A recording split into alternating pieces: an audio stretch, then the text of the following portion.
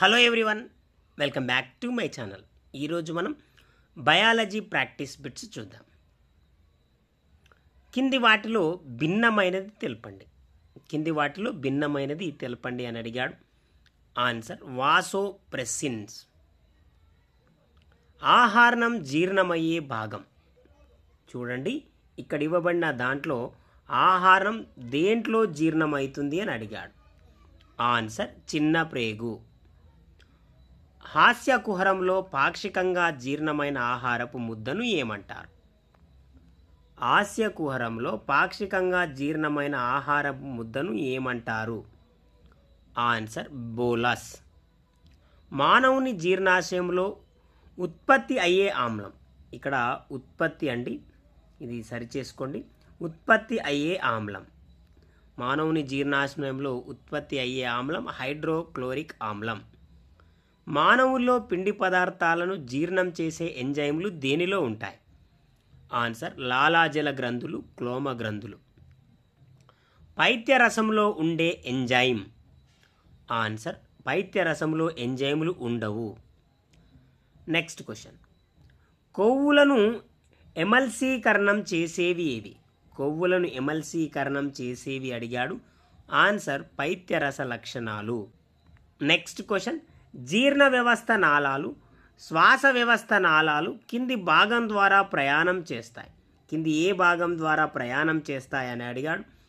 Answer గ్రసని. Next question, కింది వాటిలో haemolytic అవయవంగా పనిచేసేది ఏది? ఆన్సర్ ప్లీహం కాలేయం.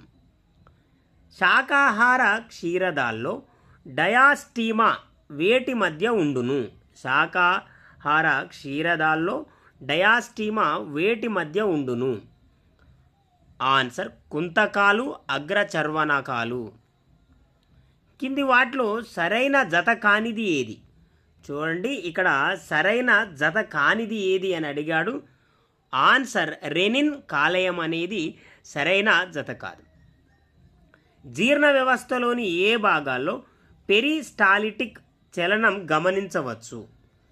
ఇక్కడ చూడండి, జీర్ణ వ్యవస్థలోని ఏ భాగాల్లో పెరిస్టాలిటిక్ చలనాన్ని గమనించవచ్చు అని అడిగాడు.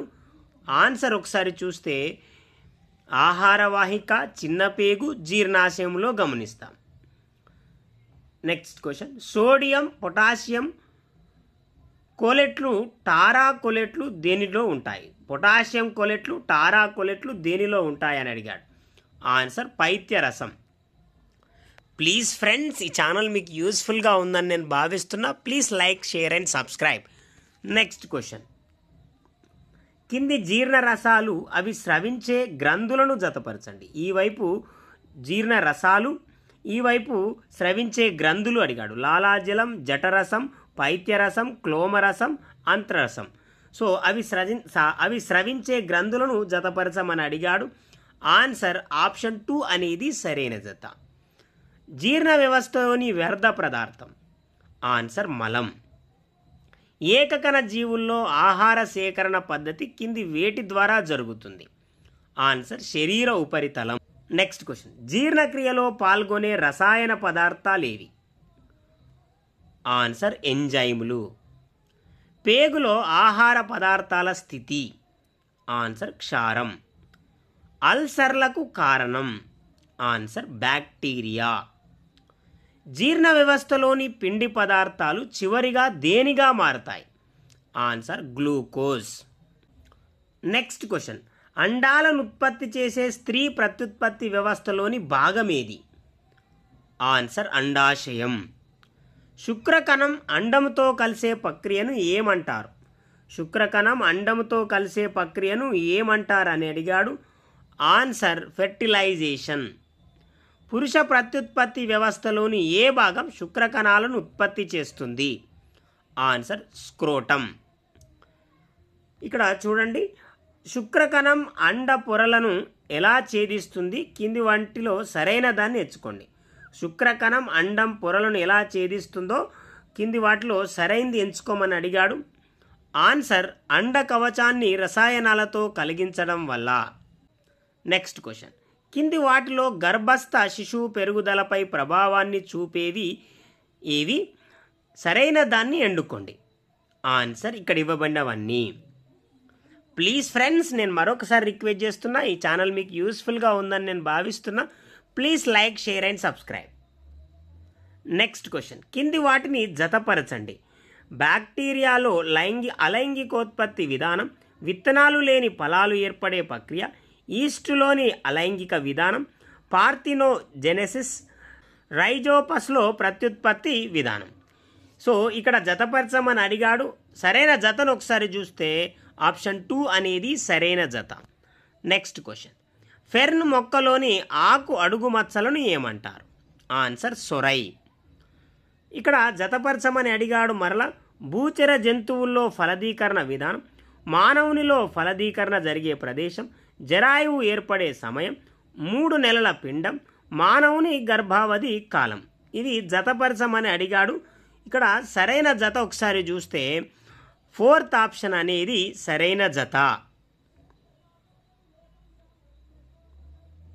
సోము తన ఇంటిలో తోకను కోల్పోయిన బల్లి తిరిగి మళ్ళీ ఏర్పరచుకోవడం గమనించాడు. ఇది ఏ ప్రక్రియ?